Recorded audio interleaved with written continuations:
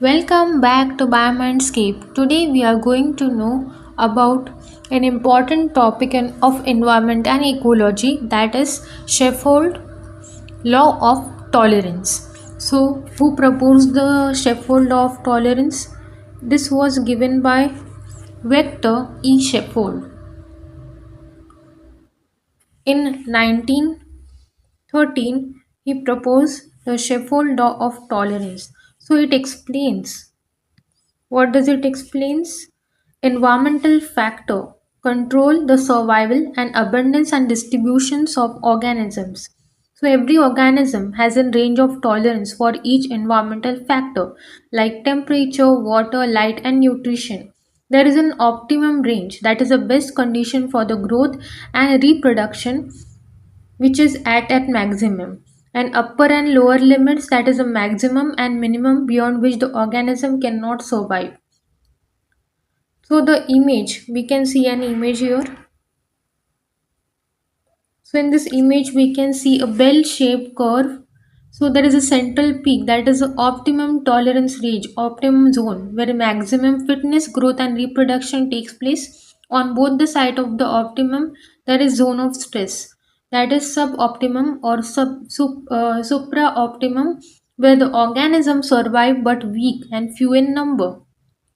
Whereas there is extreme end, that is a zone of intolerance where the organisms are absent and the survival is impossible. So distribution of a species depend on how wide its tolerance range is.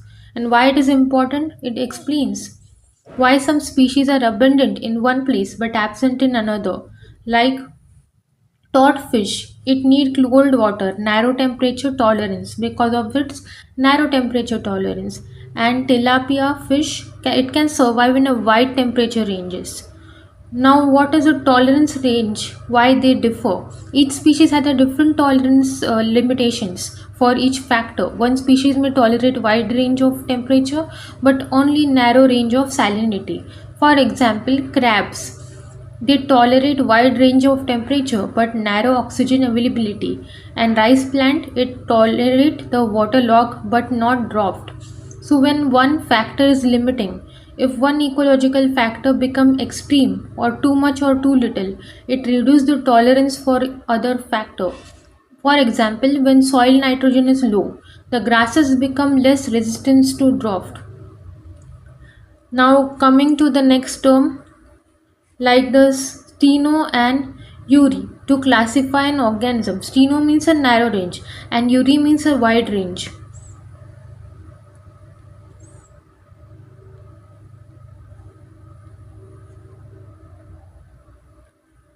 So stenothermal, that is survival in a narrow temperature range, example coral reef.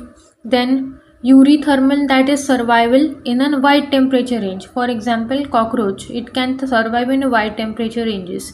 Then stenohaline, it is a narrow salinity tolerance, example the goldfish.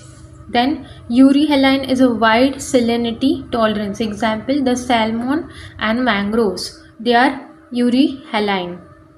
Then stenophagic, that is eat limited food type, like specialized example koala, and they only eat the eucalyptus leaves.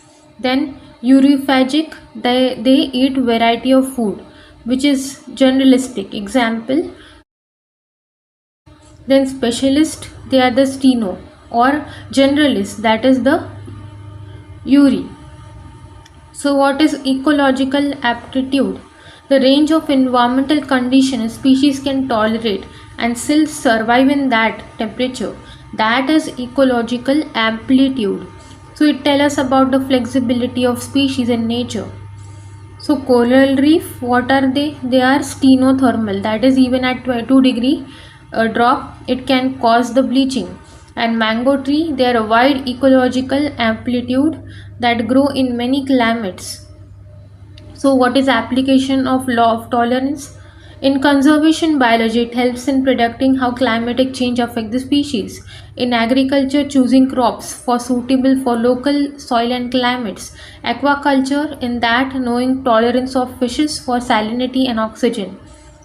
So organisms have a tolerance range for each factor and best survival in optimum zone and poor survival in a stress zone, none in intolerance zone. So some species is equal to the specialized one, that is narrow tolerance, and others are generalistic, that is a wide tolerance. So ecological amplitude is the total range of condition of a species which it can tolerate. So here in this diagram, what can we see? We can see an x-axis,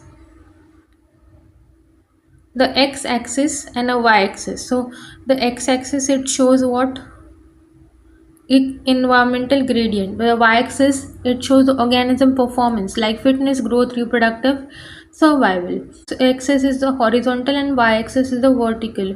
Then optical tolerance range is a central bulk of the curve, that is the best zone of the organism. The conditions are just right for the growth, reproduction and fitness, which is at maximum, and population density is the highest here where many organisms can live, and zone of physiological stress on both the side of the optimum temperature where there are few organisms present, where the condition becomes less favorable. The organism can survive but weak. It reduces the growth and reproduction. Then zone of intolerance. This is the zone of intolerance. Here we can see this is a intolerance zone. So in this zone, the conditions are too extreme, too hot and too cold or too salty. So this organism cannot survive. Here there is no organism present in this particular area. So let's start from left side. Starting from the left side, environment is too harsh, so organism is absent. Then it move inward. A few organism can survive. That is a stress zone. This is one is the stress zone. Then it reaches the middle where the optimum zone. Here we can see here this curve. So this curve is optimum zone, the peak fitness with the maximum organism are present. Then move further right, again the stress zone. Here we can see the stress zone and extremely right end, that is the intolerance. Here we can see this is the area of intolerance. So where the organisms are absent. So middle of the curve is comfort zone, side one is the stress zone and end is the death zone.